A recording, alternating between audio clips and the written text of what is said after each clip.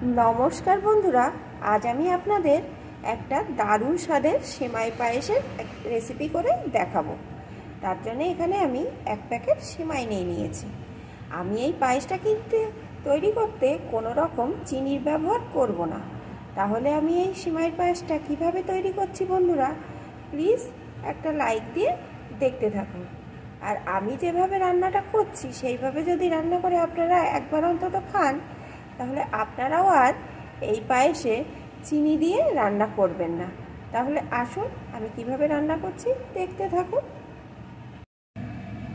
পায়েসটি রান্নার জন্যে এখানে আমি দেখুন বন্ধুরা, আগে থাকতে 1.5 লিটার দুধকে একদম জাল করে 1 লিটার মতো করে নিয়েছি।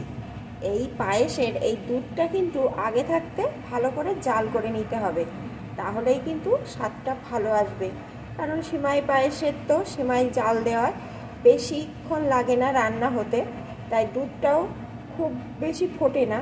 তাই আগে থাকতে দুধটা যদি ফুটিয়ে নিয়ে এই পায়েসটা তৈরি করেন, তাহলে কিন্তু পায়েসের স্বাদ খুব ভালো আসে। এখন আমি একটা কড়াই বসিয়ে দিয়েছি গ্যাস ওভেনে। এখন দিয়ে দেবো এর ভিতরে 1 চামচ পরিমাণ ঘি।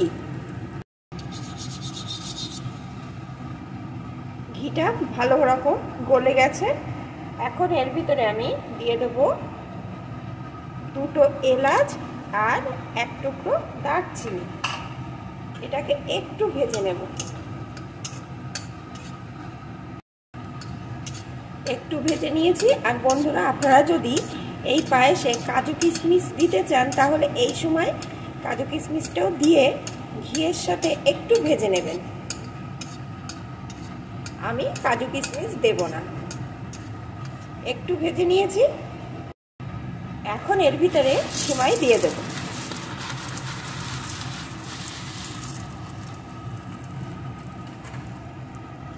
এখন ঘিয়ের সাথে সুন্দর করে এটাকেও ভেজে নেব।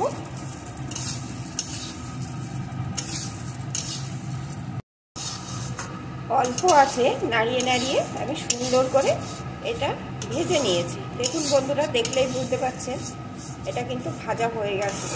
খুব যে একদম লাল লাল করে ভাজতে হবে তাও না, আবার যেন একদম সাদাই থেকে যায় না, একটু লাল লাল রং হলেই হবে। এখন এর ভিতরে আমি যে দুধটাকে ঘন করে জাল করে রেখেছিলাম, ওই দুধটা দিয়ে দেব।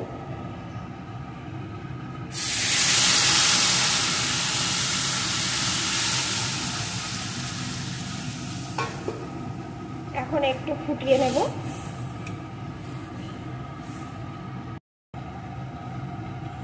একটু ফুটিয়ে নিয়েছি। আর ফোটানোর সময় কিন্তু আমি এইভাবে নাড়িয়ে নাড়িয়ে ফুটিয়ে নিয়েছি। এখন এর ভিতরে দিয়ে দেবো একটু লবণ। লবণটা দিয়ে আবারও বেশ কিছুক্ষণ এইভাবে নাড়িয়ে নাড়িয়ে ফুটিয়ে নেব।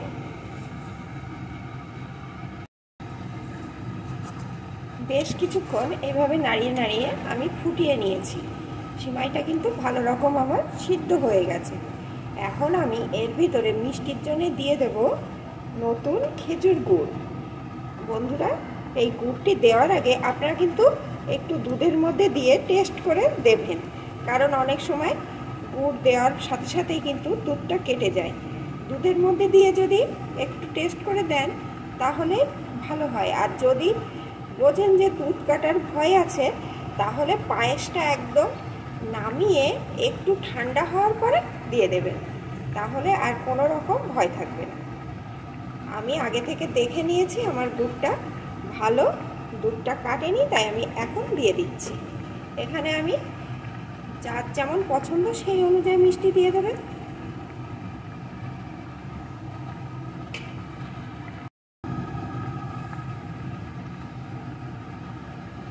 আমি এখানে পরিমাণ মতো গুড় দিয়ে দিলাম। এখন ভালো করে মিশিয়ে নেব। দেখুন বন্ধুরা, কালারটা কত সুন্দর আসছে, আর দেখলেই বুঝতে পারছেন কতটা লোভনীয়। এটা খেতে দারুণ হবে।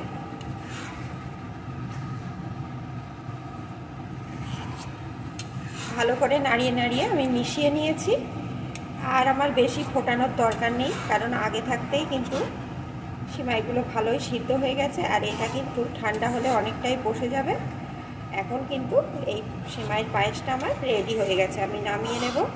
বন্ধুরা, আপনারা অবশ্যই এইভাবে একবার সিমাইয়ের পায়েস করে খেয়ে দেখবেন। শীতের দিনে এই পায়েসের তো কোনো তুলনাই হবে না। খেজুর গুড় দিয়ে এই পায়েস কেন, যে কোনো পায়েস খেজুর গুড়ের স্বাদ তো অসাধারণ হয়।